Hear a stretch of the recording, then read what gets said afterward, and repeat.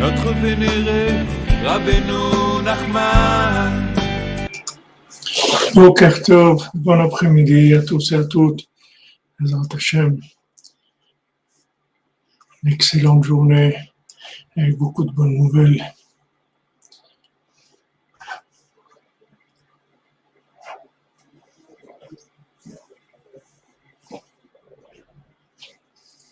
Amen, amen. Bezrat Hashem. Voilà, il faut shlema pour tous les malades. Bezrat Hashem, tous les noms qu'on a notés avant le cours. Et Hana Bat Josepha, Daniela Bat Esther, David Ben Colette Denise, David Ben Mesoda Cohen, Aaron Ben Nina Nezri, Michael Shlomo Ben Betty Julie, Johanna Bat Linda, Léa Lili Bat Sonia Sarah, Nechama Duna Doli Bat Myriam, Inès Bat Menana, Shlomo Ben Perla, Aaron Ben Dvora, Esther Bat Rassiba, Francis Ben Irène,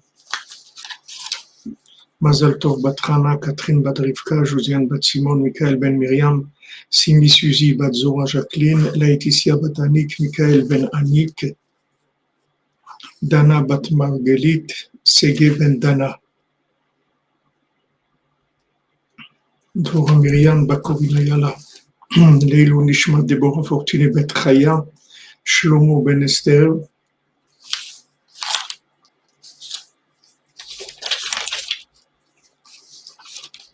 Rebecca Batsara, Maurice Moshe Ben Suzanne, Joseph Désiré Ben Émilie, Thomas Libon Ishaya Mano, Shlomo Stéphane Ben Rivka, Joseph Ben Taïta, Yael Gisèle Batsara, Dora Batraya, Liliane Felcha Bat Kama, Monique Bat Gabriel, pour la réussite de la communauté de Madagascar, Sfaradi, Paraboïtra, Bezrat Hashem, Bezrat Rabbeinu.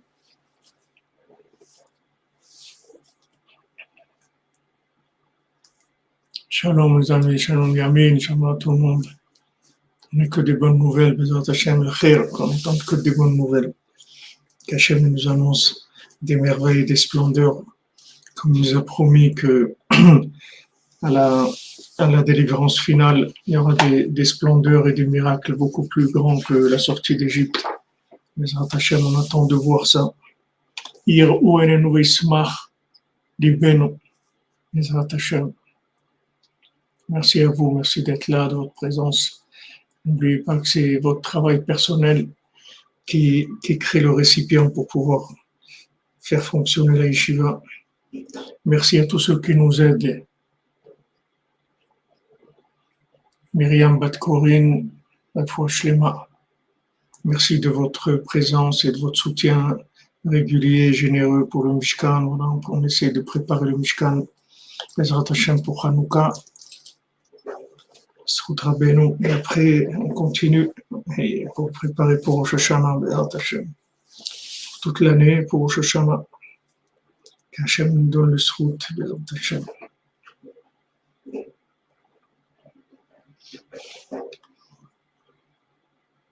Hier, on avait étudié que en fait, du fait que maintenant, Amen, Israël, merci à toi, mon ami. Du fait que maintenant, Esav, il a choisi, merci Franck Muller. Oui, ça c'est vrai, vous pouvez dire que c'est un miracle de Hanouka. Le fait que maintenant Esav, il a choisi comme mode de vie la nourriture, c'est-à-dire se concentrer sur la nourriture, puisque c'est la seule chose dont il parle à Yaakov, il lui dit à la Itenina, donne-moi à manger de ça, c'est-à-dire gave-moi de ça. Merci Rabbi Houda, Ben Simir, Foshlema, mon ami. Que des bonnes nouvelles pour vous. Merci pour le Mishkan. Que Hachem soit avec vous, Tzadik, pour vous guérir. Vous soyez sur pied. Vous commencez à donner tout ce que vous avez à donner. Bezrat Hachem pour le monde, éclairer le monde de tout ce que vous avez vécu et tout ce que vous vivez. Donc Esav, lui, il a choisi de se gaver de ce monde, et principalement dans la nourriture. C'est là où il a l'accès. Maintenant, qu'est-ce qu'il fait pour arriver à s'alimenter de l'esprit? Parce que de toute façon, il n'y a de vie que de l'esprit. Il n'y a pas de vie. La nourriture, elle nourrit parce qu'il y a de l'esprit dans la nourriture. C'est pas la matière de la nourriture qui fait vivre la personne. Comme c'est écrit, Lo alechem levado yechia adam. Il y a dans Facebook. Lo alechem levado yechia adam. C'est pas sur le pain lui-même que le personnel elle vit. Elle vit sur la présence divine qu'il y a dans la nourriture. Mais ça, il n'a pas accès à l'esprit qu'il y a dans la nourriture. Donc, qu'est-ce qu'il fait? Il fait tomber les gens dans la nourriture, dans la passion de la nourriture. Et de là, il a accès après à l'esprit. C'est comme ça qu'il est l'esprit. C'est comme ça qu'il arrive à être honnête du moire, comme il a dit hier, Rabbi Nathan nous a dit hier. C'est-à-dire son accès à l'esprit, il le fait en faisant tomber les gens dans la passion de la nourriture. Donc la passion de la nourriture, c'est-à-dire le pouvoir du foie, le pouvoir du sang, c'est ça qui va donner l'accès après à l'esprit pour Esav. Mais Esav, il n'a pas un lien direct avec l'esprit. Il fonctionne à l'envers. C'est-à-dire que normalement, d'après le système, comment Hachem il a conçu le monde, le tzaddik ochel isboa nafsho. Le tzaddik, il mange pour son âme. Et maintenant, de façon secondaire, alors le corps aussi, il prend de l'énergie. Mais quand le tzaddik il mange pour son âme, il mange pas pour son corps. Il va chercher dans la nourriture des énergies de l'esprit, pour l'esprit. Et son corps se nourrit aussi. Tandis que Esav, lui, ce qu'il cherche, c'est la forme, c'est le côté extérieur, c'est l'emballage. C'est la forme de ce monde sans le fond de ce monde. Il a dit non, moi ce qui m'intéresse, c'est pas l'autre monde. Moi, ce qui m'intéresse, c'est que ce monde, c'est tout. C'est-à-dire, il a complètement mis de côté la présence de l'autre monde dans ce monde, alors que tout ce monde-là, c'est un emballage de l'autre monde. Ce monde, il existe pas. Il existe parce qu'il y a l'autre monde. Jamais Hachem, il aurait créé que ce monde-là pour ce monde. Qu'est-ce qui va créer un monde où les gens ils vont manger et dormir et se vacciner, c'est tout. Et après, qu'est-ce qu'ils vont faire? C'est tout. Non, ce monde-là, c'est l'emballage de l'autre monde. On est là parce que ce monde-là, ça représente une contraction, un accès facile pour arriver à vivre connecté à Hachem dans un monde où il y a de la matière, mais la matière, c'est juste une facilité d'accès à l'infini. Donc, quand on a un rapport avec la matière, on cherche l'accès à l'infini, et la matière, elle nous aide de manière à avoir un accès facile et viable. Mais lui, Esav, non, il a coupé complètement l'existence de l'autre monde. Il a dit non, moi, je veux que ce monde-là. Mais comme que ce monde-là, ça n'existe pas. Si quelqu'un choisit que ce monde-là, il va mourir, il va pas pouvoir vivre. Parce qu'il n'y a pas une possibilité de choisir que ce monde-là, ça n'existe pas. Donc, qu'est-ce qu'il fait? Il triche, c'est-à-dire qu'est-ce qu'il fait? Il fait tomber les gens dans la nourriture, et à travers leur nourriture, il a accès à leur esprit, c'est-à-dire à travers le foie, il rentre dans l'esprit et il vole l'esprit à travers la nourriture. Donc là, le travail de la nourriture, comme on a vu, c'est que Rabbeinu nous a parlé dans la Torah 57 de plusieurs niveaux de rapport avec la nourriture. Et le niveau le plus élevé, c'est le Shabbat, puisque la nourriture de Shabbat, c'est entièrement de l'esprit, puisque même physiquement, Rabbeinu dit, quand on mange Shabbat, c'est le foie, il est nourri en seconde position. D'abord, la nourriture de Shabbat, elle va dans l'esprit, et ensuite, les résidus vont dans le corps. Alors que dans la semaine, c'est le contraire. C'est ça qui domine. Donc, tout ce qui rentre comme nourriture, c'est le foie qui prend. Et après, c'est l'esprit en seconde position. Donc, ça, Rabbeinu, il nous a dit ça pour Shabbat et que le plaisir de la nourriture de Shabbat, c'est plus grand que le jeûne dans la semaine. Parce que le jeûne dans la semaine, c'est un moyen de pouvoir repousser le foie. C'est pas un tikkun, c'est pas une réparation parfaite, mais c'est déjà, on peut repousser.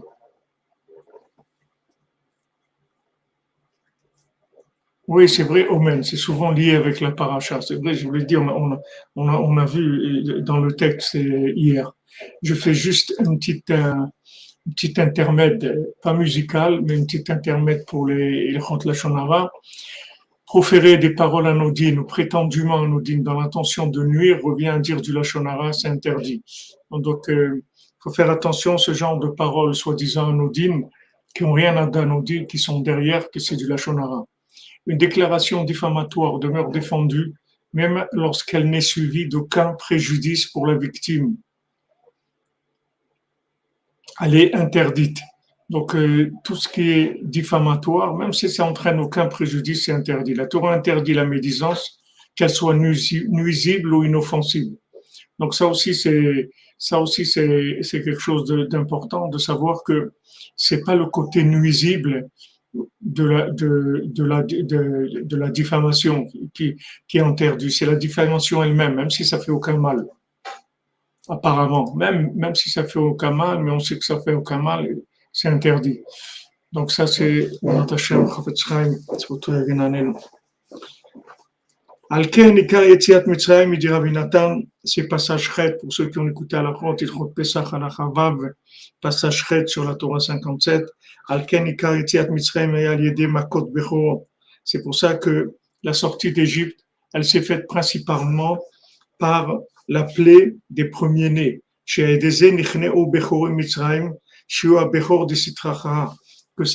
ça a permis d'éliminer le premier-né d'Égypte, qui est le premier-né de Sitracha, le premier-né du côté négatif, c'est-à-dire le premier-né qui est Esav, qui s'est présenté comme soi-disant étant le premier-né. Chez Prinat Kaved Maledam, Prinat Esav, qui est le foie plein de sang, qui est Esav, Shuasar Shel Mitzrayim, qui est le sar de Mitzrayim.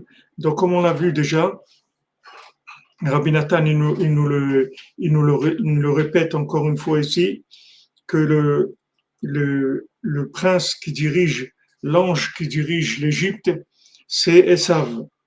Donc, l'Égypte, le premier-né d'Égypte, c'est le principe de Esav, c'est-à-dire que c'est de faire dominer le foie sur l'esprit. C'est pour ça qu'aussi ils ont aussi la première plaie, c'était aussi du sang. La première plaie était du sang et la dernière plaie qui a complètement concrétisé la sortie, c'était la mort des premiers-nés d'Égypte, c'est-à-dire c'est en fait la mort de Esav, c'est-à-dire la mort de tout ce qui représentait Esav dans le monde, qui se trouvait en Égypte, puisque l'Égypte de l'époque, c'est les USA d'aujourd'hui, c'est-à-dire à l'époque ça s'appelait l'Égypte, aujourd'hui ça s'appelle United States, c'est un mot soi-disant un peu plus comme ça a l'air un peu plus classe comme ça, mais c'est les mêmes, c'est exactement pareil, il s'est déplacé juste géographiquement, mais les États-Unis d'aujourd'hui, c'est l'Égypte d'avant. Et quand maintenant Hachem il a frappé le premier-né d'Égypte, c'est-à-dire qu'il a frappé Esav en fait. Il a frappé toutes les applications de Esav. Et tout ce qu'on supporte dans le monde comme rigueur, comme haine, comme cruauté, parce que le mot qui est employé dans la Sfarim de Kabbalah pour Esav, c'est la cruauté. En fait, la cruauté de Esav, elle vient de la rigueur de Yitzhak, dans laquelle il y avait une emprise négative. Bien que maintenant, Abraham Avinu, avec le sacrifice d'Yitzhak, il a adouci la rigueur d'Yitzhak, mais il y avait quand même une emprise, il y avait un dépassement de rigueur, c'est-à-dire il y avait un dépassement dans la soumission à Abraham Avinu, c'est-à-dire qu'il n'y avait pas une soumission totale de la rigueur à Abraham Avinu. Quand la paracha nous dit « Elle est toldot Yitzhak ben Abraham », Abraham au lit de Yitzhak, c'est beaucoup de répétitions. C'est-à-dire qu'on sait que la Torah, elle ne dit pas des choses en plus. Donc, quand la Torah, elle répète, ça veut dire qu'il y avait une difficulté pour arriver à obtenir la soumission totale de Yitzhak à Abraham, c'est-à-dire que Yitzhak, dans sa rigueur, il soit complètement fonctionnel par rapport à Abraham. Parce qu'Abraham et Yitzhak, c'est l'esprit et le foie, c'est-à-dire Yitzhak, c'est Esav dans la Kedusha, c'est-à-dire le fait que maintenant Yitzhak, dans sa rigueur, il n'a pas pu complètement se soumettre à Abraham, c'est-à-dire que la rigueur, elle est devenue un petit peu indépendante. Cette rigueur, elle a donné tout de suite de la cruauté dans le monde. Toute la cruauté qu'il y a dans le monde, elle vient de cette rigueur de Yitzhak qui n'a pas pu être complètement au service d'Abraham Avinu. Mais si la rigueur de Yitzhak, elle avait été complètement au service d'Abraham Avinu, c'est ce qui se passera, Bezrat Hashem, très bientôt, quand on va terminer, que Olam Chesed Ibané, c'est-à-dire que le monde, il va être construit que sur la bonté. Il va y avoir que de la bonté, c'est tout, il n'y aura rien d'autre. C'est-à-dire que Yitzhak, il va disparaître complètement dans son entité. On le verra pas du tout. Il deviendra complètement transparent. Et à ce moment-là, non seulement c'est pas de la cruauté, mais ça devient le trône de Abraham Avinu. C'est-à-dire, c'est lui qui permet à Abraham de faire tout le chesed de façon structurée, de façon ordonnée, etc. Mais à l'époque, quand il y a eu la naissance d'Yitzhak, ça a donné tout de suite une emprise du côté gauche négatif, et ça, c'est la naissance de Esav. Esav, c'est la naissance de la cruauté, c'est la cruauté personnalisée. C'est-à-dire, c'est l'individu qui naît de la cruauté. C'est ça sa nature. C'est pour ça qu'il n'y avait pas de bénédiction sur lui qu'une épée. C'est tout ce qu'il a trouvé. Il a dit que j'ai rien à te donner. Je peux rien te donner. Je te donne une épée et tue les gens. C'est tout ce que je peux faire. J'ai rien d'autre pour toi. C'est pas évident. C'est-à-dire que quelqu'un reçoit une bénédiction comme ça, il dit voilà ta bénédiction. Et bien, il dit mais quoi, tu n'as rien laissé pour moi? Il dit qu'est-ce que je te donne? Il y a rien pour toi, malheureusement. Malheureusement, il n'y a rien pour toi. Tu es né de dépassement de la rigueur et tout ton lien, c'est la cruauté. Et voilà. Alors ta bénédiction, tu vivras au fil de l'épée. C'est ça ta bénédiction.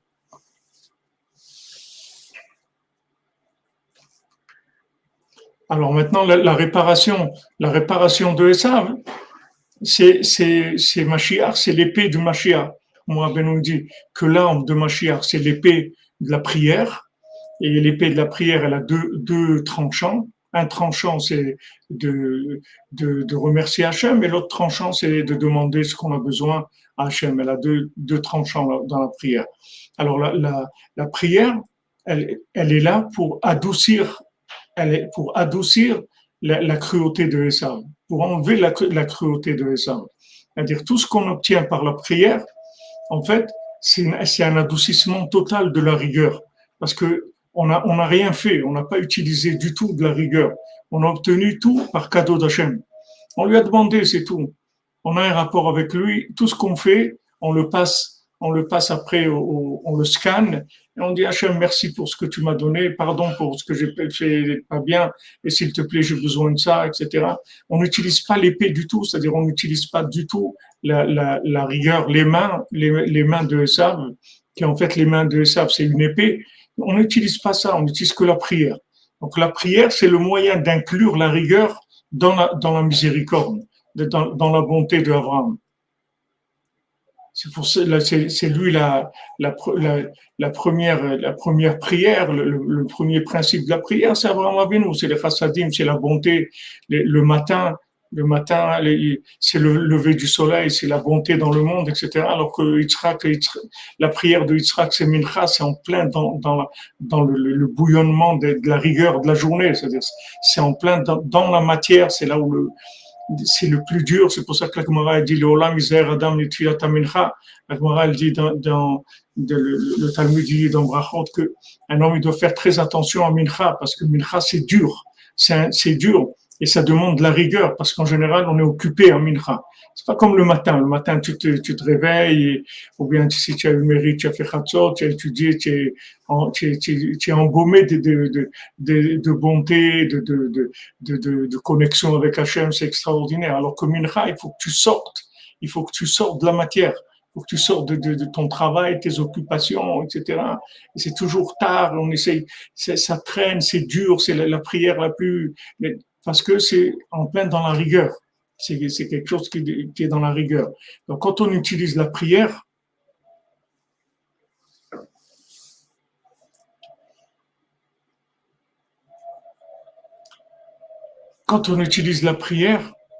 c'est le tikkun de Esav. C'est-à-dire, chaque fois qu'on prie, en fait, on enlève à Esav son épée.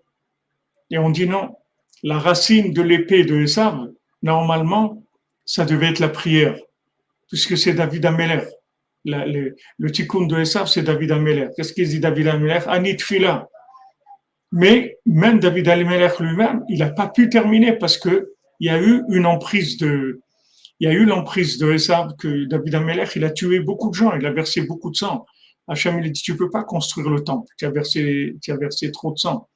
C'est pour ça que David Ameller, bien que David Ameller, c'est lui qui a tout fait, et c'est grâce à lui qu'il y a eu le temple, que Shlomo, il a construit le temple, mais c'était impossible que ce soit lui qui le fasse parce que il a dû quand même utiliser l'épée, et ça veut dire qu'il y avait un manque encore d'adoucissement de l'épée de Esav. Après, Shlomo, lui, il a pu construire parce qu'il a amené du shalom, il a amené justement le fait de pouvoir inclure la rigueur complètement dans la bonté. Mais Shlomo, il est tombé dans un autre problème, c'est-à-dire dans le concept même de la Torah, des secrets de la Torah, où il est tombé dans le concept de la fille de Paro. Ça l'a, par rapport à Bathsheba, il avait Bathsheba, et puis il a glissé vers la fille de Paro. Ça a entraîné la destruction du temple. Il s'est entraîné du sommeil, il dormait très tard, et Shlomo, quand il s'est marié avec la fille de Paro, ce sommeil-là, c'est lui qui a entraîné la destruction du temple. Donc, tous ces tris-là, c'est pas facile. À chaque fois, il y a eu ce qu'on est en train de vivre aujourd'hui aussi ce qu'on vit aujourd'hui, c'est aussi ces problèmes-là. Parce que c'est la chèvre de M. Seringue, c'est la même chose. C'est-à-dire, on est en train de vivre des réparations dans la rigueur. Des réparations dans la rigueur. Les gens, ils sont avec des seringues toute la journée à trouver des gens qui vont piquer. Qu'est-ce qu'on va pouvoir piquer? Alors, on va piquer les enfants, on va piquer ça.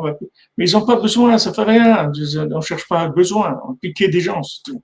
On veut piquer des gens, c'est tout. Ça, c'est tout. C'est l'épée de Esav, c'est la même. Ça, il n'y a rien qui a changé. C'est le même principe, juste au lieu que ça soit une épée, c'est une seringue, mais c'est la même chose, c'est le même principe. Comment Esav se réveille? Avant, c'était Paro. Paro disait, mais c'est quoi ce peuple-là? Il se multiplie, il va y en avoir trop. Il va y avoir trop de monde. Allez, jetez-les tous tout celui qui naît, tu le jettes dans la rivière et tout. Aujourd'hui, c'est la même chose, mais seulement au lieu qu'ils disent de jeter dans la rivière, ils disent de les piquer. Mais c'est la même chose, c'est le même principe. Il n'y a pas de changement. C'est-à-dire que le principe, c'est le même. C'est que Esav, c'est la cruauté. Esav, c'est la destruction. Qu'est-ce que tu as à faire qui est 8 milliards de gens dans le monde? Alvaï qui est 15 milliards, 20 milliards. Pourquoi c'est toi qui leur donne à manger? C'est Hachem qui leur donne à manger, c'est pas toi qui est le patron du monde. Toi, t'es qui? Non, il croit que c'est lui. Et Paro, il dit attention, regardez, ils sont en train de se multiplier. Après, ils vont nous faire la guerre. Ils risquent de nous prendre notre argent ou je sais pas de quoi ils ont peur. Les nouvel ordre, les trucs, on sait pas. Mais en tout cas, ils ont très peur. Ils ont très peur.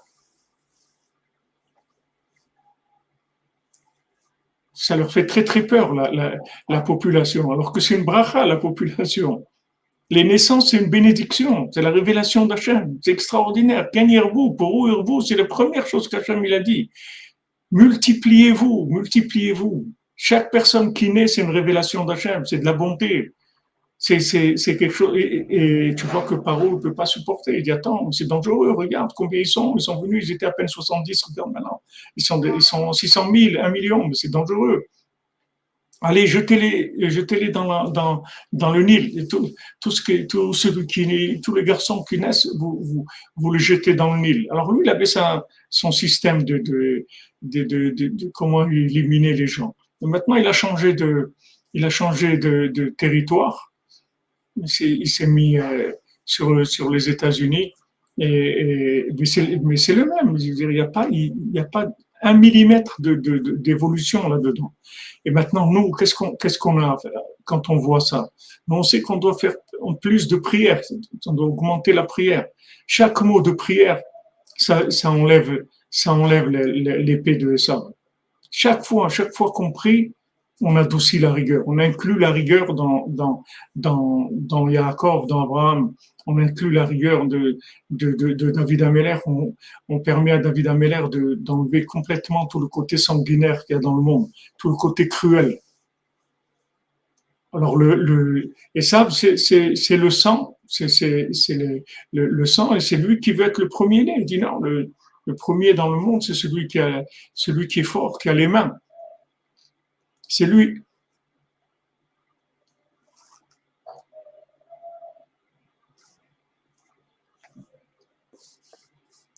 Sheoprinat kaved malé dam. Voilà le Bechor de Sitracha, le premier-né du côté négatif. Qu'est-ce que c'est? C'est le foie qui est plein de sang, c'est-à-dire Esav. Shehus Asar Shel Mitzrayim. C'est lui le prince qui dirige l'Égypte, c'est Esav. Shalidezé Batel Ola Galut Shel Sheabud Mitzrayim. Quand maintenant Hachem il a décidé, parce qu'à un moment, Hachem, comme il l'a fait à l'époque, il va le faire.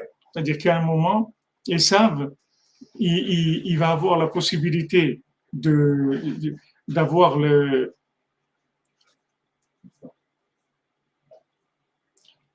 Alors attendez juste une minute. Yaron Meir Benjamin Barakel.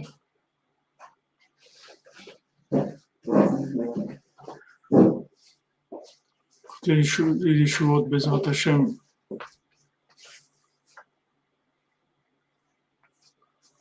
Passage Chet. Ichot Pesach. Vav, paragraphe Chet. Amen, amen. B'Sud Rabbeinu, Bezrat Hashem. B'Sud Rabbeinu, ne vous inquiétez pas.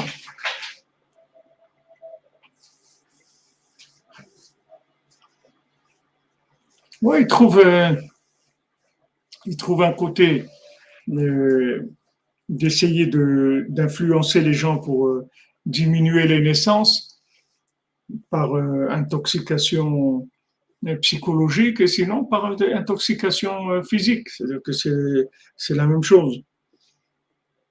Alors, quand Hachem il a frappé le premier-né, il a frappé ça, Hachem va faire la même chose. Hachem va faire la même chose, c'est-à-dire que comment il va éliminer ça, il va le désarmer, c'est-à-dire il va lui enlever l'épée. Il va lui enlever l'épée, c'est-à-dire que la prière va se multiplier et il va perdre son épée, il n'aura plus de pouvoir. Puisque le vrai pouvoir qui existe dans le monde, c'est la prière, c'est pas l'argent. Le pouvoir du monde, c'est la prière. Celui qui a la prière, il a le pouvoir. David Ameller, c'est la prière, c'est pas l'argent. David Ameller, il mangeait un bol de larmes, c'est tout. C'était ça son repas. C'était pas quelqu'un qui vivait avec l'argent. Lui, c'était la prière. La prière et l'éveil de la conscience. Il dormait jamais plus que 18 minutes. Tout le temps être réveillé en connexion avec Hachem. C'est la prière. Donc, c'est ça qui va enlever l'épée de Esav. C'est comme ça qu'on désarme Esav. C'est ce qui va faire le Kadosh Baruch Hu. Que maintenant les gens ils vont se trouver dans des situations, et c'est déjà, on le vit déjà. C'est-à-dire, toutes ces réactions par rapport à tout ce qui se passe dans le monde, du passé, des choses comme ça, tout ça, c'est de la prière. Quand les gens ils disent non, on veut plus, ça c'est de la prière. Les gens ils sont pas conscients. Ils appellent pas ça comme il faut l'appeler, mais c'est de la prière. C'est une façon de prier. C'est-à-dire quand on dit ras-le-bol, on veut plus, on veut être libre, ça c'est de la prière. À qui il parle quand on veut être libre? Je crois qu'il parle au président et tout. C'est comme si tu vas chez Paro, tu lui dis, tu manifestes devant la maison de Paro, tu dis non, on veut vivre les premiers-nés, on veut avoir des enfants et tout. Attends, mais Paro, tout son plan, c'est de tuer les gens. Toi, tu vas lui dire, on veut vivre et tout. Donc, c'est pas Paro que tu parles. En fait, tu parles à Hachem. Et les gens, ils savent pas. Les gens, ils parlent pas comme, ils savent pas comme Rabbeinu dit, il amène le psaume où c'est écrit que leur parole, je me souviens un peu le passouk comment elle est, le Shonam Baaretz, mais en fait, il s'adresse au ciel, c'est-à-dire qu'il parle sur terre, mais en fait, c'est au ciel qu'il s'adresse, c'est pas à la terre. C'est-à-dire, bien qu'ils disent on veut être libre, à qui ils disent ça? À des gens que tout leur plan, c'est de les éliminer. Ils vont dire on veut être libre. C'est-à-dire, ça a l'air comme une blague, c'est-à-dire, c'est un sketch, c'est rigolo. Chaparro, il a un plan, il a demandé à tous ses ministres de faire ce qu'il faut pour éliminer les gens. Et toi, tu viens, tu vas manifester devant chez lui, tu lui dis on veut être libre, on veut être libre. C'est rigolo, c'est pas. Mais pourquoi c'est extraordinaire? Parce qu'en fait, les gens, ils s'adressent à Hachem. Seulement, ils savent pas. On leur a pas appris à prier, on leur a pas montré ce que c'est Hachem, la prière. Donc, ils ont besoin de demander. Ils pensent qu'ils demandent. À qui ils demandent? Quand ils manifestent, à qui ils demandent? Ils demandent à Hachem. C'est pas des gens. Ces gens, ils vont rien faire pour eux. C'est pas eux qui vont faire. C'est Hachem qui va faire.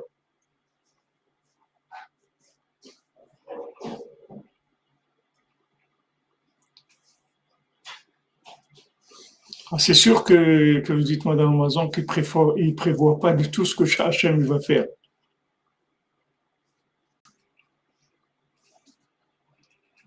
Shalom à la Côte d'Ivoire. Merci, Madame Amazon, pour votre soutien. Hachem vous bénisse, Hachem, vous avez rien que du bien. Rabbeinu l'a dit avec moi, personne n'a jamais perdu. Assurez-nous. Donc, qu'est-ce qu'il a fait Paro? Il a rajouté de la avoda, c'est-à-dire quand il a vu que les gens aient commencé à se libérer, alors il a dit allez, plus d'esclavage, ça va devenir plus dur. Kirba d'avoda, il a dit plus d'esclavage. Et à ce moment-là, les premiers-nés d'Israël, ils ont été sauvés. Shua Bechor d'Ikdusha Behemet. Que Behemet, c'est lui le premier-né, c'est-à-dire le premier-né du monde, c'est l'esprit, c'est pas le foie. Beprinat italut malchut d'Ikdusha shenikra Bechor al malchut harsha, c'est-à-dire l'élévation du pouvoir de la sainteté qui s'appelle le premier-né, qui prend le dessus sur le pouvoir négatif.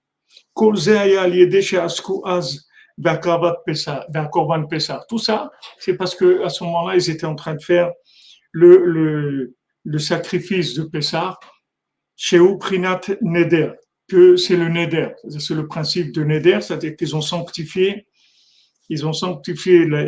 l'animal pour Hachem, c'est-à-dire ils ont pris quelque chose, un animal que apparemment c'est quelque chose qui est pas fait pour Hachem, mais ils en ont fait un korban, c'est-à-dire ils en ont fait un sacrifice pour Hachem, c'est-à-dire ils ont sanctifié l'animal. Donc chaque neder, c'est la sanctification de quelque chose qui est apparemment profane, mais qu'en fait c'est une occasion de pouvoir sanctifier le nom d'Hachem. Et des ezochim le onek Shabbat. Donc maintenant par le neder, comme on avait vu, on arrive au onek Shabbat, au plaisir du Shabbat. Que si on arrive au plaisir du Shabbat, avec ça, on va dominer tous les gens, tous les oppresseurs et tous les persécuteurs. Ne croyez pas que les oppresseurs et les persécuteurs, on va les gagner en faisant la guerre. Il n'y a pas de guerre. Si on veut qu'ils aient plus de force de nous persécuter, de nous faire du mal, de nous oppresser, c'est uniquement par le Oneg Shabbat, c'est-à-dire par le plaisir dans le service d'Hachem, de trouver plaisir à servir Hachem, la joie dans le service d'Hachem. Qui machnei makaved les gabé à mort. Parce que maintenant, quand on arrive à avoir le plaisir du Shabbat, c'est-à-dire tirer un plaisir de l'autre monde dans ce monde, alors on a complètement éliminé le foie. Parce que le foie, le principe du foie, c'est que la consommation. C'est-à-dire il n'y a de vie que dans le plaisir de ce monde. C'est ça le foie. Et ça veut dire, tant que tu peux aller du plaisir, des trucs, à l'eau, à l'eau, c'est tout le monde à l'eau. Il a dit déjà, elle fait paro. Il a dit déjà à l'eau, il a dit tout le monde à l'eau. Il a dit jeter tout le monde à l'eau. C'est pas nouveau, tous ces trucs-là. Ça a toujours existé. Notre solution, c'est uniquement de pouvoir vivre en connexion avec l'autre monde. C'est-à-dire, plus on est conscient que en fait, ce monde, c'est que Nitlapshut, un vêtement de l'autre monde, et moins ça, il peut avoir d'emprise sur nous. Parce que lui, tout, il commence que chez les gens qui considèrent qu'une chose est déconnectée d'Hachem. Et là où il est le plus, là où il est le plus présent, c'est dans l'argent. Lui, time is money. Pour lui, le temps, il a été créé pour l'argent, c'est tout. Pour lui, le monde existe pour l'argent. Donc, il essaye d'attraper tous les gens là-dedans, leur faire peur. Qu'est-ce que tu vas être? Qu'est-ce que tu vas devenir? Il faut construire ton avenir, il faut construire. Et il embrouille tous les gens avec des bêtises. Alors que l'avenir de tout le monde dans ce monde, c'est la tombe. Ça, c'est l'avenir pour tout le monde. Tout le monde a le même avenir. Tout le monde va finir dans une tombe. Donc, qu'est-ce qu'il dit l'avenir? C'est, il faut que tu prépares ton avenir. Quel avenir? L'avenir, c'est l'autre monde. C'est pas ici l'avenir. Mais il attrape tous les gens, il leur fait peur. Ils croient qu'ils vont se sécuriser, qu'ils vont avoir ça, ils vont avoir la mutuelle, ils vont avoir la retraite, ils vont avoir ça, ils vont avoir le 13e mois, ils vont avoir truc. Et il les attrape avec ça. Mais ça c'est ça, c'est le foie. Il attrape les gens avec ça, il les fait tomber avec ça. Maintenant, il faut augmenter la émouna, le bitachon, savoir que maintenant, c'est Hachem qui nous donne tout. Et ça, on y arrive par le neder. Plus on fait des nedarim, comme on me demande des fois, il y a des gens qui me demandent la question, mais les neder, c'est quoi? Je vous l'ai dit plusieurs fois, mais je vois que des gens ils demandent, ça veut dire que peut-être j'ai pas été assez clair et tout. Des nedarim, c'est des choses simples. Des choses simples, pas des grands nedarim que maintenant, à partir de maintenant, je ne veux plus m'énerver, ou des choses comme ça. C'est pas ça. Ça, il faut faire attention. On ne peut pas faire des nedarim comme ça. Et des nedarim simples. Voilà, maintenant, je vais ouvrir la porte. Maintenant, je vais allumer la lumière. Je fais le neder d'allumer la lumière. Je fais le neder d'ouvrir la porte. Je fais le neder de préparer à manger. Je fais le neder de mettre la table. Je fais le neder de débarrasser. Je fais le neder de balayer la pièce. Toutes les petites choses qu'on va faire, on fait un neder avant. Le neder, ça va sanctifier une action qui a l'air complètement profane. Et donc, si elle est profane, elle a une tendance à être récupérée par Esav, puisqu'elle est profane, c'est-à-dire qu'elle est profanable, c'est-à-dire par Esav, puisqu'elle n'a pas vraiment une place dans la sainteté. Donc, quand on va prendre des clés pour ouvrir la porte, c'est une action qui a l'air complètement profane. Non, on la sanctifie. On dit maintenant, je fais le neder de faire ça.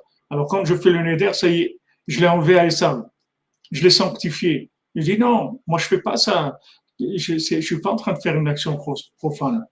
C'est Hachem qui m'a dit maintenant d'ouvrir la porte. J'ai sanctifié cette action-là.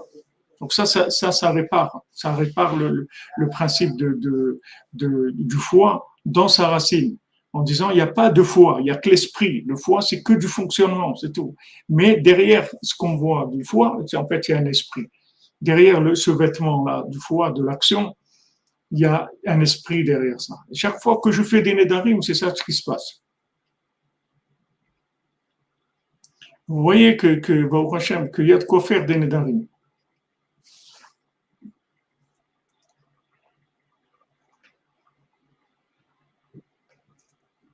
Mais c'est sûr que les gens ils vont se moquer de vous si vous parlez aux gens de ça. C'est tout à fait normal.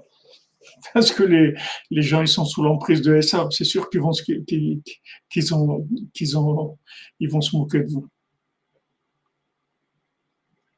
Amen, Bézat Hashem. Pardonnez, c'est grand.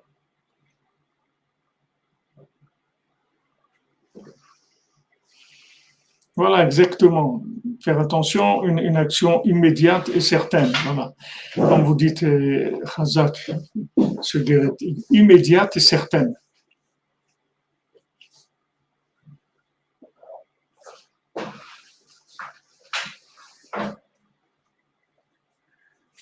Et ça, il a coupé la tête à Nimrod, et tu dis, Hanan.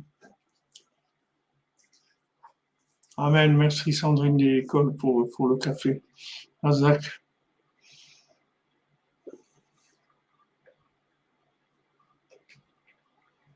Éric Zenou, tu as peur de prendre l'avion? De quoi tu as peur?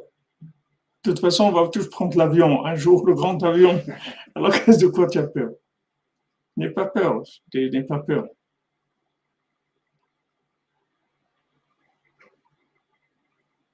Ah ouais, l'avidité, concentrée, tout à fait.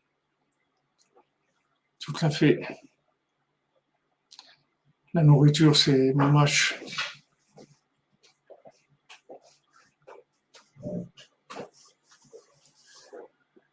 Il ne faut pas avoir peur, il faut enlever la peur. Il faut enlever la peur, c'est la émouna.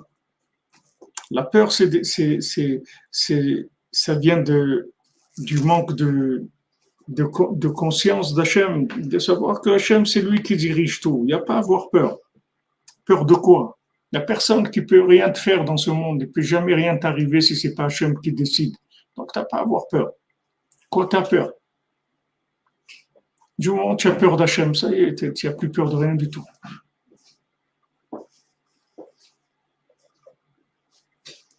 Evelyne, vous cherchez quelqu'un pour partir de Paris. Alors, il y a des gens de Paris qui vont venir à Ouman.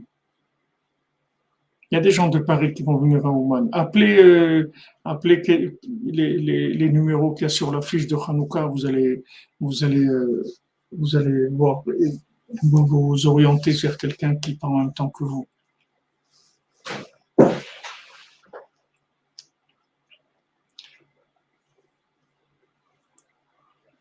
Quand vous faites un neder, c'est ce qui se passe. C'est-à-dire, vous prenez, en fait, le neder, c'est vous sécurisez l'action qui a l'air une action profane. Vous la sécurisez, vous la rentrez dans la sainteté. Elle peut plus être prise par Esav. C'est le principe de Shabbat. Shabbat, il n'y a pas de travaux, il n'y a rien, on sort du monde. On sort du monde. Ça y est, il n'y a plus de, et ça, il ne peut rien faire, puisqu'on est sorti. Lui, il te dit, moi, il n'y a que ce monde. Ok, alors je sors, c'est tout. Comment je sors? Je sors avec le Shabbat, et je sors avec le Neder. Quand je fais un Neder, c'est comme si j'ai pris cette chose-là, je l'ai sortie du monde. J'ai dit, non, cette chose-là, c'est pas ce monde. C'est une parole d'Hachem. C'est Hachem maintenant qui a décidé que je vais faire cette chose-là. C'est lui qui me demande de faire cette chose-là. Ça y est, c'est sanctifié. Ça devient intouchable. Je peux rien faire. Et ça, il n'a plus d'accès. C'est un conseil extraordinaire, le Neder. On ne se rend pas compte. Rabbeinu dit c'est un pélé. C'est-à-dire, c'est extraordinaire qu'une petite chose comme ça peut faire des réparations tellement importantes. Tu te rends compte que tu prends une situation profane, tu l'as sécurisée, elle devient improfanable.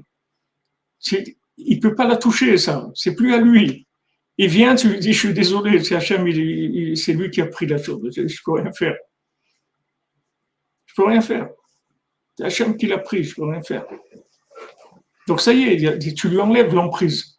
Tu t'habitues à l'éliminer des situations. Il n'a plus d'emprise, il ne peut rien faire. C'est une petite action tellement banale, tu arrives à la sanctifier, elle aura plus forte raison des situations qui sont plus importantes et plus influentes dans la vie. C'est un conseil nifla que Rabbeinu donne le Neder. Mais comme tout, c'est tellement grand que les gens ne se rendent pas compte et c'est pour ça que ne vous étonnez pas, c'est que les gens vont se moquer de vous si vous leur dites vous faites des Neder, c'est normal. Tu dois faire une échographie, Eric. Il faut Shlema, Bezat Hashem, rien que du bien. Voilà exactement. Comme vous dites, après tous les actes deviennent divins.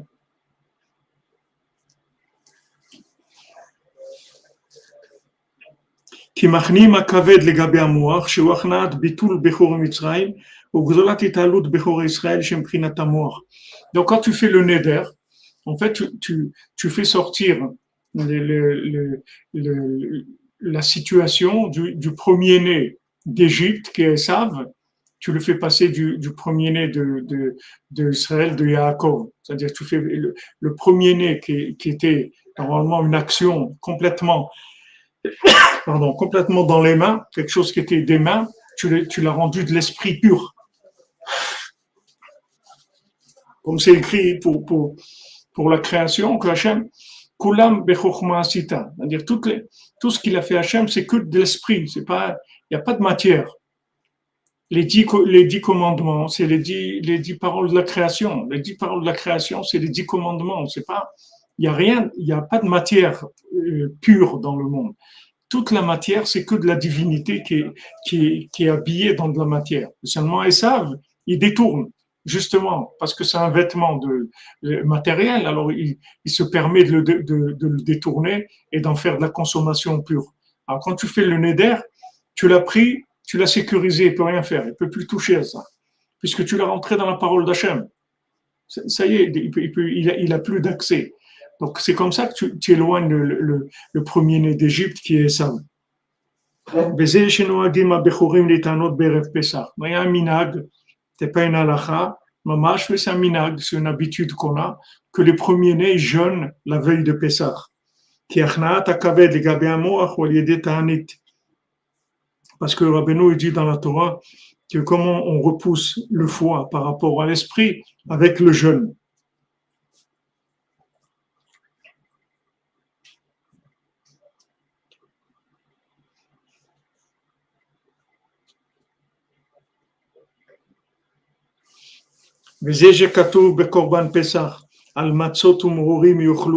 C'est écrit pour le Korban Pessah qu'on le mange avec des matzot et de l'herbe amère. On mangeait le Korban avec la matzah, l'agneau pascal, avec de la matzah, de la galette et de l'herbe amère. Parce que Hachem, à ce moment-là, il a fait une bonté de ifli, c'est-à-dire une bonté extraordinaire avec nous à la sortie d'Égypte. Donc il y a le mot aussi pélé ici dans la sortie d'Égypte. Et c'est pas que la sortie d'Égypte, c'est que dans chaque génération, Hachem il fait ça avec nous. Qu'il est achnia à kaved les gabé à mort, parce que pour repousser le foie et laisser la place à l'esprit, chez Wikar Yetziat Misraim, que l'esprit, c'est ça la sortie d'Égypte. Qui est la mort des premiers-nés d'Égypte et la délivrance des premiers-nés d'Israël. Ça se fait par le jeûne. Avec ça, on repousse le foie par rapport à l'esprit. Maintenant,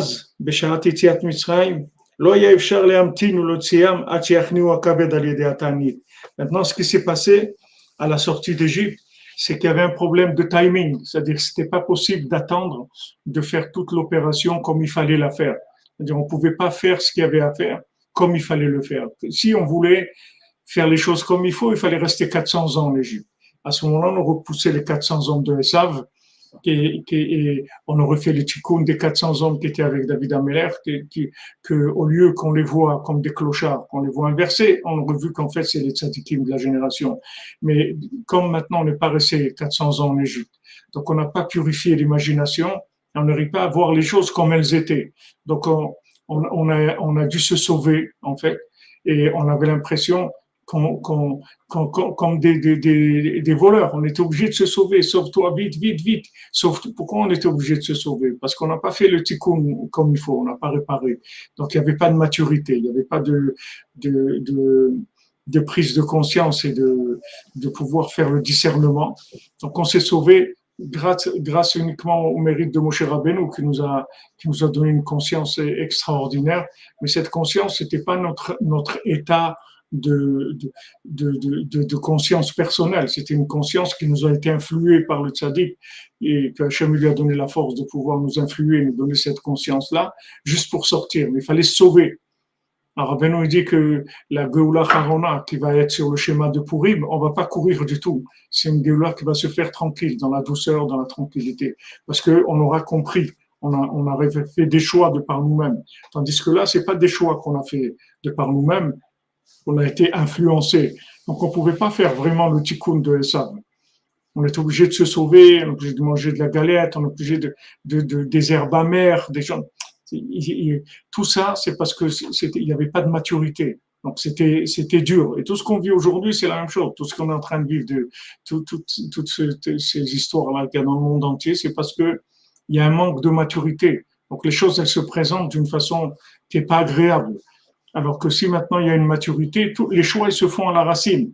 Maintenant, tout ce qu'il y a dans le monde, c'est parce que les choix ils n'ont pas été clairs. Les gens ils savent pas quoi choisir vraiment. Alors quand tu sais pas quoi choisir, alors et ça, il est là. C'est lui qui récupère la situation. Quand tu fais le neder, en fait, tu as sécurisé, tu as enlevé la possibilité à Esav de s'initier dans les choix matériels. Parce que ça y est, tu as sanctifié la chose. Mais quand maintenant on est sorti d'Égypte, on ne pouvait pas attendre qu'ils jeûnent pour pouvoir repousser le foie. qui ayou meshukaim betumad misraim meod, parce qu'ils étaient enfouis dans l'impureté de l'Égypte de façon très forte. Et si maintenant on voulait attendre jusqu'à ce qu'il fasse le tikkun, c'est-à-dire de repousser complètement l'impureté de l'Égypte, chez Uprinat Kaved Maledam Aledetanit, c'est-à-dire qu'il repousse le foie avec le jeûne, Ayou Chas Veshalom Nisharim Shkouim Sham, ils seraient restés là-bas. Ils n'auraient pas pu, ça aurait été impossible. Il fallait une situation de sauvetage, on ne pouvait pas. Alken ifli Hashem itbarach chasdo veotziam alede prinat pele. Donc Hashem, voilà, Rabbi Nathan, il le souligne bien, c'est pas Stam qu'il a employé le mot avant. Ifli, c'est parce qu'il veut rester dans la notion du pele, la notion du neder, que c'est pour ça qu'Hachem il a fait dans sa bonté extraordinaire et il nous a sorti de façon pele. Pele, comme Rabbeinu dit, Ani ish pele, venishmati pele gadol. Moi, j'étais envoyé pour réparer le monde. Mais ne croyez pas que je vais réparer le monde comme un réparateur classique. J'ai des méthodes qui sont complètement révolutionnaires que vous avez jamais vu ça. C'est-à-dire, c'est des choses extraordinaires. Rabbeinu, tout le lien de Rabbeinu, c'est rien qu'un pélé. C'est quelque chose d'extraordinaire. Haïnou, elle est des prinat neder, c'est-à-dire par le neder. Chez eux, à Korban Pessah. Le neder, c'était le Korban Pessah, c'était le sacrifice de l'agneau pascal. Chez des Ezochim, le Onek Shabbat. Que ça nous donne accès au plaisir de Shabbat. Comme on a dit, le neder, ça sanctifie le chol, et c'est ça Shabbat. C'est-à-dire que maintenant, on te dit, tu dois sanctifier le Shabbat. Depuis le dimanche, tu commences à sanctifier. Tu dis, j'ai acheté une bouteille de vin pour Shabbat, je vais acheter ça pour Shabbat, je vais acheter une boîte pour Shabbat, je vais acheter ça, un vêtement pour Shabbat. C'est-à-dire que tu vis toute la semaine sur le rythme du Shabbat. Mais en fait, chaque chose que tu achètes pour Shabbat, en fait, tu l'as enlevé tu l'as piqué à Esav. C'est-à-dire, il peut rien faire avec. Du moment où tu as acheté une paire de chaussures pour Shabbat, ça y est, il peut plus rien faire avec cette paire de chaussures. Elle est sanctifiée, c'est fini. Tu l'as sortie. Donc ça, c'est, quand maintenant tu fais le neder, c'est ça, tu sors la chose. Maintenant, acheter pour Shabbat, c'est un neder. Quand tu dis, j'achète ça pour Shabbat. C'est un éder, c'est-à-dire que tu l'as utilisé, tu as dit bon, ça c'est pour Shabbat. Après, tu peux pas le manger dans la semaine. Si tu achètes une bouteille de vin pour Shabbat, tu peux pas la consommer dans la semaine. Si tu as dit ça, c'est pour Shabbat, ça y est, c'est comme un éder, tu es obligé de la garder pour Shabbat. Donc ça, c'est une façon de sanctifier. C'est-à-dire, ça s'appelle que tu l'as rentré dans Oneg Shabbat, dans le plaisir de Shabbat. Chez Oprinat Achila de Gdusha. Qu'est-ce que c'est le Oneg Shabbat? C'est le manger dans la sainteté, puisque c'est que pour l'esprit. Chez Uprinat Matzah, que ça c'est la galette, la Matzah, chez Umuchin Gdolim Meod, que la Matzah c'est un esprit d'un très haut niveau, Prinat Oneg Shabbat, qui est le plaisir du Shabbat, chez Aldeze Daika Yatsum Mitzrayim. C'est grâce à ce plaisir de Shabbat qu'ils sont sortis d'Égypte. C'est avec la Matzah qu'on est sorti d'Égypte. Alors Benoît dit que la matzah, c'est de la divinité mamash. Alors Benoît, une fois, il a pris de la matzah. Il a dit comment on prend Hachem dans les mains. Que la matzah, c'est Hachem mamash. C'est de la divinité, c'est un niveau de sanctification, c'est quelque chose de sacré, de très, très élevé, la matzah. Parce que la matzah, c'est en fait, tu as enlevé tout le vêtement de ce monde. Le pain, c'est de la matzah habillée à la mode de Esav. C'est-à-dire, tu mets des vêtements à la mode sur la matzah, ça fait du pain. Ça donne du pain. Alors, tu as du pain comme ça, toutes sortes de pain. Mais le pain, c'est l'air de ce monde qui est rentré dans de la matzah. Mais si tu enlèves tout ce qu'il y a de ce monde, c'est-à-dire, tu enlèves tout et ça de ce monde, qu'est-ce qui reste? Il reste la matzah. Donc, la matzah, c'est kadosh mamash, c'est quelque chose de saint, d'extraordinaire.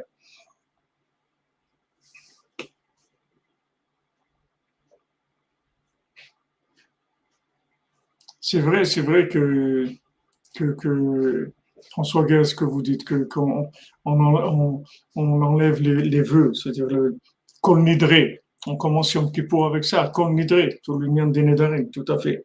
Chez Zeprina Shabbat Agadol, chez Kodem Pessah. C'est-à-dire ça, c'est le Shabbat Agadol, le grand Shabbat qui est avant Pessah, qui est Kar Yetziat Mitzrayim, Alidé Prinat Shabbat Kanal. Parce que toute la sortie d'Égypte, c'est grâce au Shabbat. Donc maintenant, on comprend pourquoi C'est-à-dire, on comprend qu'est-ce que c'est la sortie d'Égypte grâce au Shabbat. C'est-à-dire, c'est la sanctification de la matière, et ça, c'est l'opposé du foie, puisque Esav, le foie, c'est lui, il a comme but la consommation, comme but la matière, sans l'autre monde. Et nous, on fait le contraire. C'est-à-dire, non, on va prendre la matière, qui a l'air de la matière, on va la sanctifier complètement. C'est que pour Hachem. Ça y est, ça n'a plus de rapport avec ce monde. Et justement, c'est par la nourriture qu'ils ont eu le mérite. C'est-à-dire là où Esav, il a son emprise, qu'il a dit gave-moi de ce rouge-là, nous on prend de la matzah et on mange la matzah. C'est une obligation, minatora, de manger de la matzah à Pessah. C'est une obligation de la Torah de manger. Comme le Shabbat, les 3 repas de Shabbat, c'est minatora. Tu dois manger ces 3 repas, c'est la Torah qui te demande de les manger. Tiens, la matzah, c'est la Torah qui te demande de manger la matzah. Haïnou alidé achilat matzah, shu achilat dikdusha, prinaton ek Shabbat. C'est-à-dire par la consommation de la matzah, qui est la nourriture de la sainteté, ce qui est le plaisir du Shabbat. Justement, avec cette nourriture-là, on va repousser l'impureté d'Égypte, de Esav, c'est-à-dire l'amertume de l'esclavage du foie, c'est-à-dire l'esclave qui domine le fils du roi, c'est-à-dire l'esclave qui prend le pouvoir, on le repousse avec ça. Comme c'est écrit, la voda elle est devenue lourde, mais la voda kaved, tichbad, ça veut dire que le foie, c'est lui qui a donné l'esclavage. Tout ça, ils ont eu le mérite d'y arriver grâce au neder qui est le korban Pessah, qui est l'agneau pascal. Et c'est donc pour ça que c'est écrit pour Pessah, ils mangeront le korban Pessah avec de la matzah et de l'herbe amère. Ils mangeront, c'est-à-dire il y a une niette de le manger. Qui a l'idée à Pessah chez neder zochim le matzah chez onek Shabbat. Parce que avec ce neder là du Pessah, on arrive au onek Shabbat. On arrive au plaisir du Shabbat, c'est-à-dire à l'inclusion dans l'absolu, dans l'infini mamash. Avec ça, on repousse le foie, comme c'est écrit que l'esclavage, il était lourd. L'amertume de l'esclavage, prinat maror, qui est l'herbe amère. Et tout ça, on y arrive par la nourriture dans la sainteté. Comme c'est écrit, avec des galettes et des herbes amères, ils mangeront le korban Pessah. Donc voilà, ici, Rabbi Nathan nous a ouvert encore dans la conscience, dans le chizouk, se renforcer sur les nedarim et savoir que chaque neder qu'on fait, on a mis ça de côté, c'est-à-dire on a inclus la chose dans l'absolu. C'est pour ça que le Shabbat, c'est très fort, c'est-à-dire que quand celui qui garde Shabbat, on lui pardonne toutes ses fautes, tout, ça pardonne tout, parce qu'en fait, on inclut tout dans l'absolu. Toute la préparation du Shabbat, toute cette course qu'il y a le vendredi et tout, ça court vite, parce que en fait, on va prendre toute la matière de la semaine, on va l'élever, on va l'inclure dans l'infini. Rabbi nous dit même les mitzvot qu'on fait dans la semaine, elles ne deviennent parfaites qu'avec le Shabbat. C'est-à-dire que tout là où tu as mis tes pieds dans la semaine, tout ça monte dans Shabbat. Alors, le neder, c'est ça. C'est-à-dire, tu prends quelque chose qui est complètement profane, ça y est, tu l'as inclus dans l'infini. Donc, il n'y a plus d'emprise du foie du tout. Et plus tu en fais, et plus tu te connectes avec l'infini. Plus tu fais des nedarim, et plus tu es connecté avec l'infini. Des choses très simples, très banales, qui ont l'air complètes. Et au contraire, plus la chose est la simple et banale, plus c'est quelque chose qui est une proie pour Esav, c'est une proie facile, puisque c'est quelque chose qui n'a pas de définition, donc ça n'a pas un propriétaire défini, à qui ça appartient, ça. Alors maintenant, tu dis, non, ça je le sanctifie, c'est Hachem qui m'a dit de faire ça. Donc ça permet, les autres Hachem, d'avancer. On a la tradition de ne pas manger des lentilles Shabbat, tu dis David Cohen Salmon. Ouais, parce que les lentilles, c'est d'abord parce que les lentilles, c'est un plat d'endeuillé. La Torah elle dit que c'est un plat d'endeuillé. Les lentilles, on donne aux endeuillés parce que c'est quelque chose de rond. c'est quelque chose de rond pour dire que ce monde-là, c'est un cercle c'est un cercle qui est rond. Et c'est-à-dire que la vie, les gens ils viennent dans ce monde, ils meurent, ils repartent dans notre monde et d'autres qui reviennent, ça tourne. Donc ça, c'est le côté rond de la lentille. Et aussi, la lentille, elle est fermée. Elle n'a pas un accès comme un haricot. Elle est fermée. Alors, aussi, nos sages disent que la lentille, elle est fermée et c'est le plat des endeuillés pour montrer qu'ils n'ont pas de bouche. Un endeuillé, il ne peut pas parler. C'est-à-dire, même quand tu vas voir quelqu'un qui, du shalom, il est endeuillé, lui, il ne peut pas te parler. Il faut que toi, tu lui parles d'abord. Si toi, tu lui parles, il a le droit de te répondre. Mais lui, il ne peut pas parler en premier. Donc ça aussi, c'est le principe de la lentille. C'est pour ça qu'on ne mange pas Shabbat.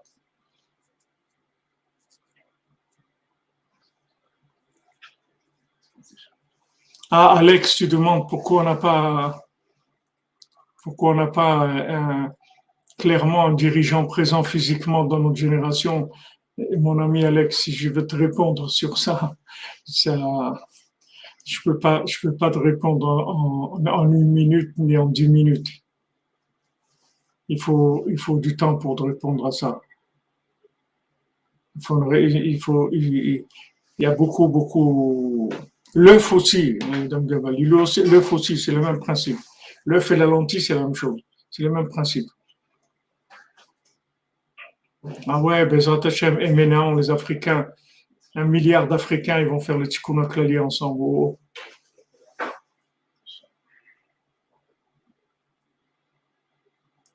Alors, envoyez un mail à Madame Evelyne, envoyez un mail contact@breslev.fr avec votre téléphone et je vais demander qu'ils essaient de contacter pour voir s'ils trouvent quelqu'un qui va à Paris, qui va à Ouman à l'époque où vous voulez aller.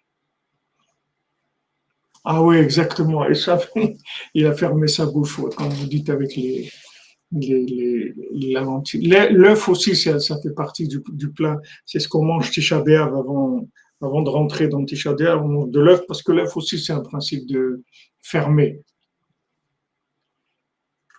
Voilà, les amis. Ah, et l'omelette, non, c'est omelette, c'est les omelettes. Merci les amis. Bonne journée. Chazak, merci à vous. C'est grâce à votre présence et tous ceux qui sont là on a les shiurim de Rabbeinu chaque jour, que Rabbeinu il nous envoie tous les jours de quoi nous renforcer, Bezrat Hashem, dans la joie. Meshune Frailach, les Nedarim, on avance, Bezrat Hashem. Bon après-midi et on se retrouve, Bezrat Hashem, cette nuit à 4h, Bezrat Hashem, pour le Massiot. Merci à vous. Merci pour votre soutien, Baruch Hashem, des gens qui aident et qui nous soutiennent. Il y avait, à une époque, on avait lancé le principe de 1 euro par jour. Baruch Hashem, il y a des gens qui donnent 1 euro par jour, donc ils donnent 30 euros par mois. Et ça aide. Plus il y en a, c'est des petites sommes.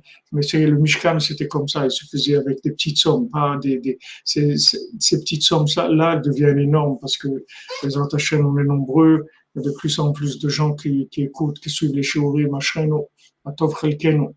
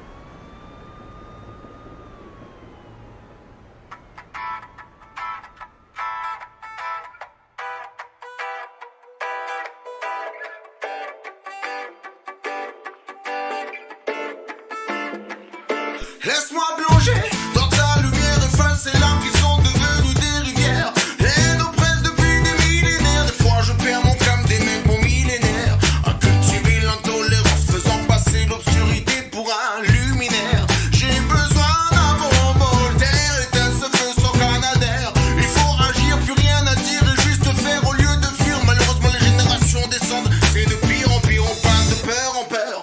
Un seul homme peut-être en un seul jour, pur, impur. Je vous assure, les temps sont durs. Oui, les temps sont durs. Tili-la-la-la.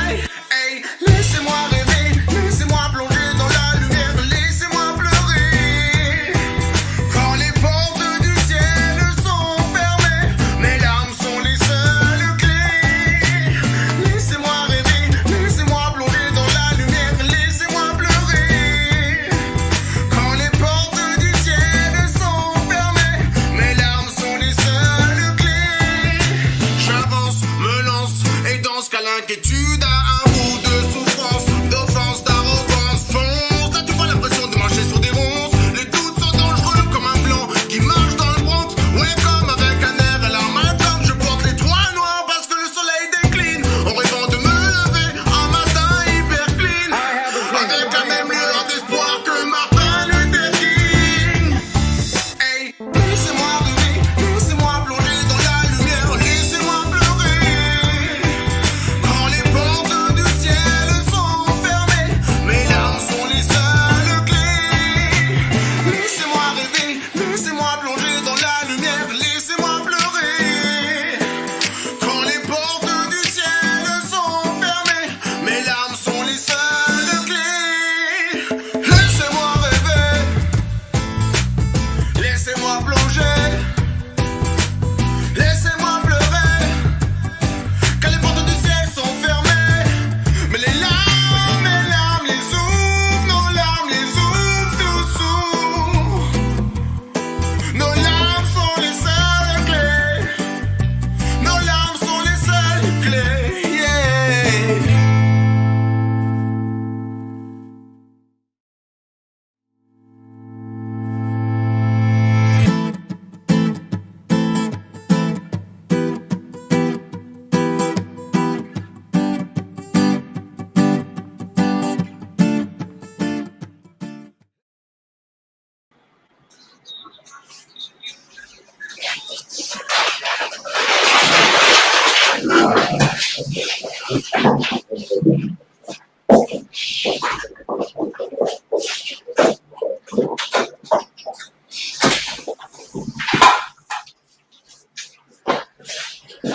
Bonne journée.